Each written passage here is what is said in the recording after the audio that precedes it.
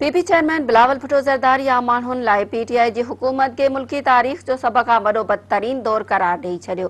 बिलावल भुट्टो ज़रदारी चयो आहे त इमरान ख़ान वाहिद हुकुमरान आहे जेको महांगाई जो ख़ात्मो करण बदिरां महांगाई जो नोटिस वठंदो आहे।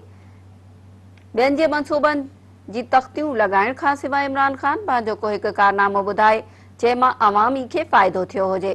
पीपी चेयरमैन बिलावल भुट्टो ज़रदारी पंहिंजे जारी कयल बयान में चयो आहे त इमरान ख़ान इल्ज़ामनि दावाउनि वाइदनि ऐं यूटरनि खां सवाइ हिन वक़्त ताईं कुझु बि नाहे करे सघियो। मुआशी तरक़ी जे दावाउनि में मसरूफ़ इमरान ख़ान खे महांगाई जे मारियल अवाम जो को बि अहसास ई नाहे।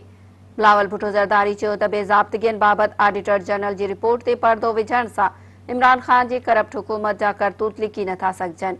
वॾनि कारोबारी सेक्टर्स खे मराहतूं ॾियण सां आम माण्हुनि जी मुआशी हालत बहितर नथी थी सघे। इमरान ख़ान तरफ़ां कोरोना वायरस जी वबा ते पंहिंजी नाअहली जो मलबो विझण जी कोशिश नाकाम बणाई वेंदी। हुन जो त मुल्क पंहिंजी तारीख़ जे बदतरीन मुआशी बहरान खे मुंहुं ॾेई रहियो आहे ऐं इमरान ख़ान वरी अपोज़िशन ते इल्ज़ाम हणण में मसरूफ़ आहे।